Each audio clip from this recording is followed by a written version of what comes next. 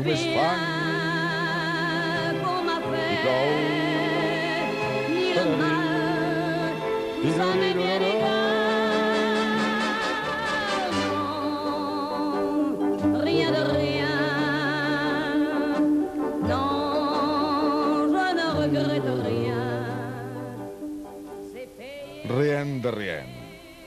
Ara ets fang. I sembla que ja sentis, o pensis, o què sé jo.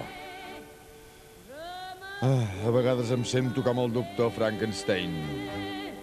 Avec mes souvenirs, j'ai allumé le feu. Mes chagrins, mes plaisirs, je n'ai plus besoin d'eux. I després de tu, l'encàrrec de la coordinadora de geganters de Barcelona. 10 anys fa que rullen. Déu-n'hi-do.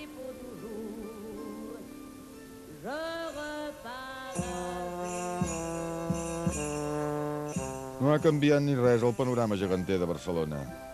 A l'època d'en Porcioles, per la Mercè, cada any hi havia trobada de gegants i de bastoners i tota mena d'entremesos. Suposo que es tractava de valorar allò que era genuí, encara que fos sota el mantell protector d'educació ni descanso. I tu, noi, ves per on? Aniràs a parar a Galícia. La feina que em portes. Cada vegada és el mateix. Cada vegada, quan estic a punt d'acabar una escultura, tinc por del resultat. Mai estic segur d'haver-la acabat. Que sí, que no estic segur d'haver-te acabat. Però, de fet, ja en tens prou. El fang és la peça clau. Sempre aquest tacte humit, primitiu i alhora suau. Gairebé agradable. Les mans han de lliscar.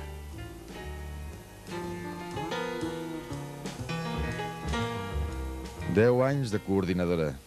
I, de fet, la manera de fer gegants i altres bèsties de cartró no ha variat. Ara també hi ha fibra de vidre, però el cartró es fa de la mateixa manera.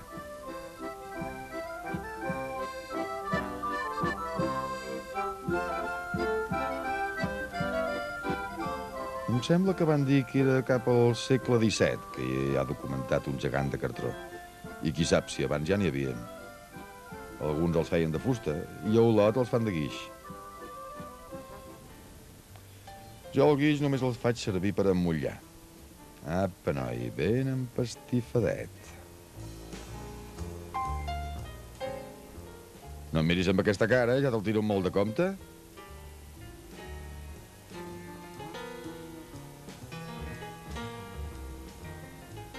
Sempre els pinto els ulls perquè semblin vius. I sempre em fa no sé què tapar-los amb guix. Primer aquesta capa ben líquida. Després ben ple de guix, fins que tingui gruix i consistència. No es pot aplicar de qualsevol manera, s'ha de fer de mica en mica. No s'hi val anar de pressa.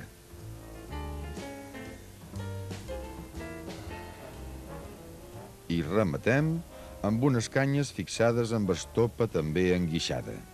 Això dona consistència al motlle i serveix de nansa.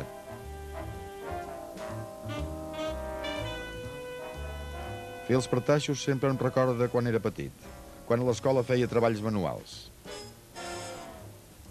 Ara que t'hem mullat mitja cara, anirem per l'altra part. Ja ho deia l'Humbert, que el destí d'un gegant és ballant a la plaça. Sempre plena de badocs.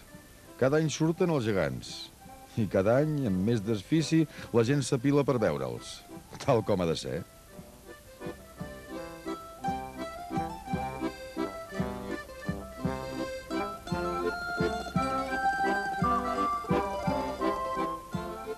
El motlle acabat sempre em dóna la sensació d'un ou. A veure com ha quedat.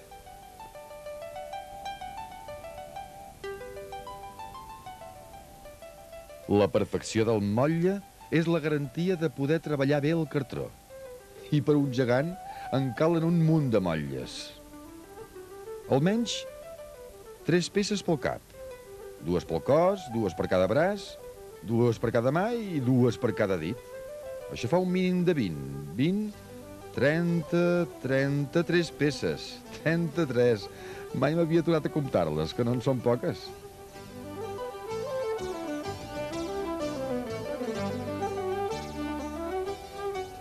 L'hora de la veritat arriba amb el cartró.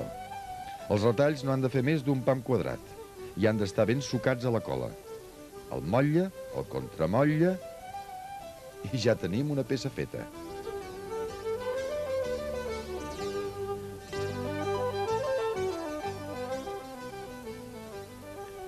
Ja m'imagino com anirà l'estrena del Pinxeiro. A la porta de l'església, un escamot de músics militars esperarà que surti l'imatge de la Mare de Déu del Carme, patrona dels pescadors. El que més em va sobtar, quan ho vaig veure, és que duien acordions i sacs de gemecs. Em van semblar uns instruments inusuals per als militars, però molt gallegos.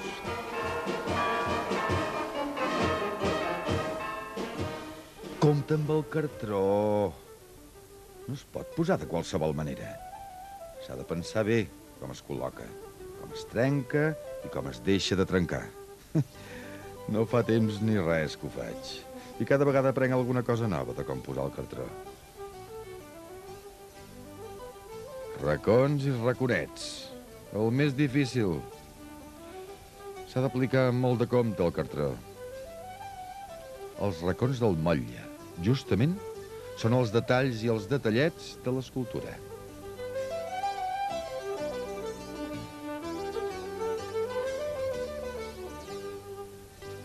Un cop feta la capa de cartró prim, en venen dues de cartró gruixut, que són les que li donen consistència. Apa, noi, ja falta poc. Encaixar les peces i et veurem acabat.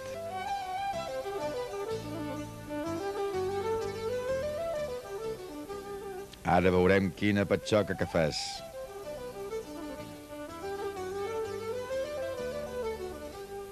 Pel que conec dels gegants de Galícia són molt més senzills.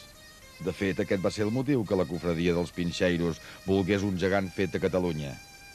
Perquè tingués caràcter i personalitat. Me l'imagino tapat, desfilant, suposo que amb música de sac de gemecs.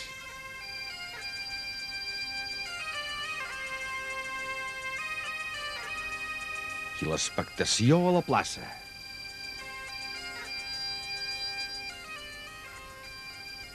I el moment triomfal, quan el destapin.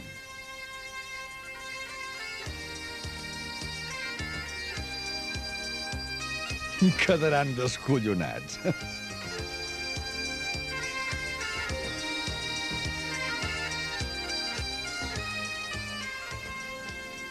Aquell primer ball és quan estaré segur que l'he encertada. I de fet ja n'estic segur ara. Fer un gegant és com fer un trencaclosques. Un trencaclosques gegant. Cada peça és diferent i han d'encaixar a la perfecció. Originals, motlles, contramotlles, fang, guix, cartró.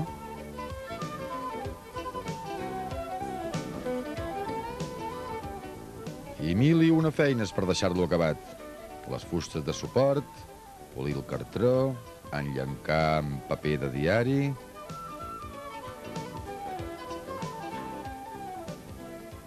El diari també servirà perquè quan el restaurin, qui sap d'aquí quants anys, coneguin la data exacta en què va ser fet. Ajustar i acabar d'ajustar. I polir, enllencar. Sembla el conte de mai acabar. I després començar a muntar, començar a pintar. L'Eliseo va prenent vida.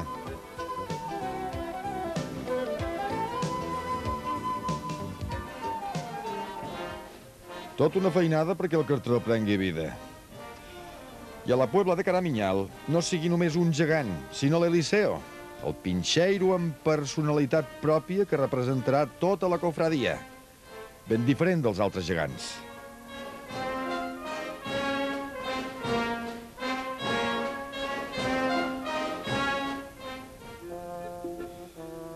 El pintat és el que fa que el cartró sigui viu. Cal tenir cura de cada detall. Els ulls Són el que li dona més caràcter. Són el més difícil de pintar. És el moment del procés que cal muntar-lo, equilibrar-lo i emprovar-lo.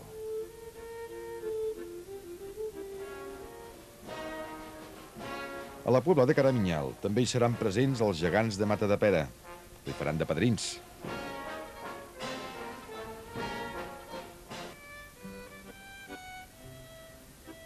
Ja només falta vestir-lo. Els dissenys van prenent forma. Els metres de roba es converteixen en la indumentària del pinxeiro. Ha de fer molta patxoca. Ja m'hi trobo el dia de l'estrena. Els balls i les cercaviles amb gegants d'altres indrets de Galícia i de Portugal i tot. I el pinxeiro, acaparant el protagonisme de la festa. Ja el veig ballant.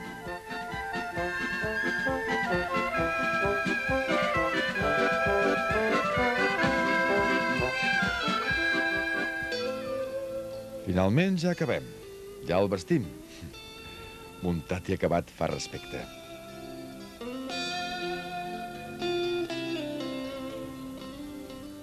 Ara que ja el veig acabat, n'estic orgullós. I una mica trist perquè se'n va.